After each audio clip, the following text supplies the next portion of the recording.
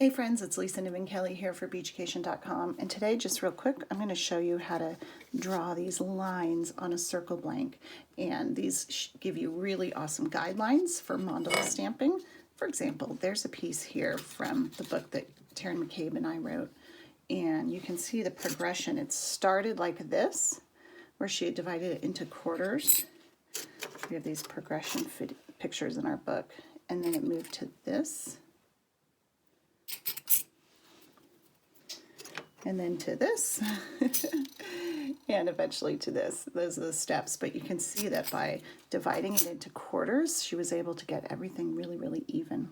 So let me show you how to do this. So let's first start by drawing these grid lines here and segment it out.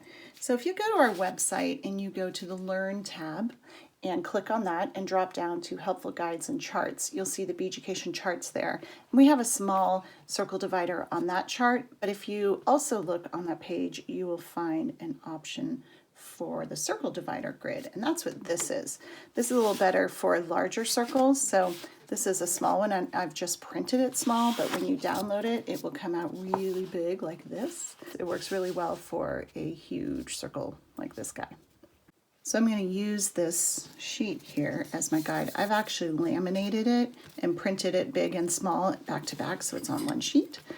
And I'm going to do a little doubled over piece of painter's tape here just so that when I get it in its place, it won't shift. Okay, that's pretty good. The camera's at a little bit of an angle, so it may look a teeny bit off to you, but I assure you it looks good. All right. Now, using a ruler, I'm just going to line it up to these lines and segment out my big, huge circle here. And by the way, this is a 4-inch circle. There it goes. If you wanted to just do quarters, you can just do these two lines.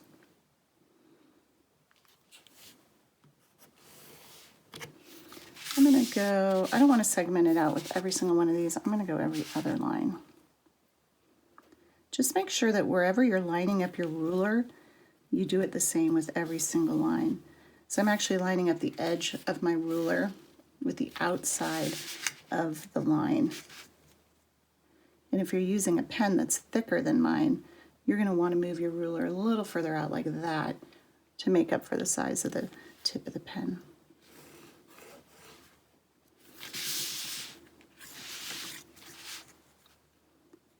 Again, you can find this on our site, Beaducation.com. Go to the Learn tab and drop down to Helpful Guides and Charts. It's called the Circle Divider Grid.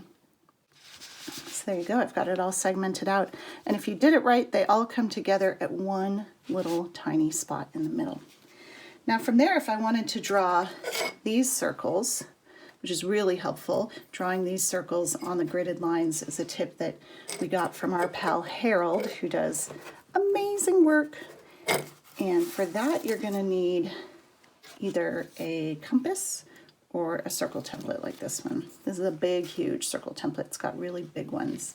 You can find these online or maybe at your office supply store or art supply store. At my office supply store, I could only find the one with the little circles. So I also got a compass, and you could definitely use this. Just insert the Sharpie into there, and you would lay this right in the very, very center and draw your circle lines. Just make sure you get a good quality compass or it kind of wanders. This is not a good quality one. It was only like $2. All right, so I'm going to take this, and fun fact, I've been using the circle divider for a couple days now and been very frustrated because my circles weren't coming out perfect. And then I realized that their guidelines on this particular one are wrong, which is super fun. So see this line here, north, south, west, east. Those are supposed to be completely, divided into 4. So if you drew them, you'd get a perfect center, but they're not. So I drew my own lines, and I'm going to be using this line, this one, and that one. I did that by lining it up to my circle template and putting the lines on there. And let me tell you, that was really frustrating for a couple days, but I'm glad I figured it out. All right, so again, I'm lining up this line, this line, this line, and this line with the cross lines. Make sure you get it exact, and then go ahead and draw your circle. Nice one. Now if I had used the lines that came on this, it would have been off like to the left a little, which really stinks. Okay, I'm going to do the same with this big guy here.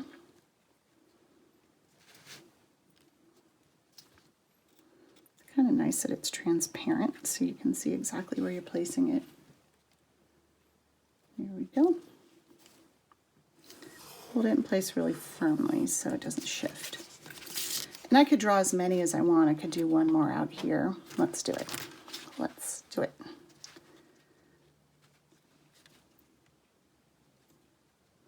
Just really take your time with this to make sure you get it lined up perfectly.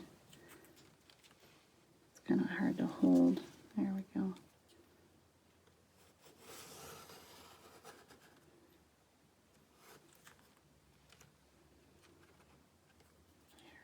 Go. Okay.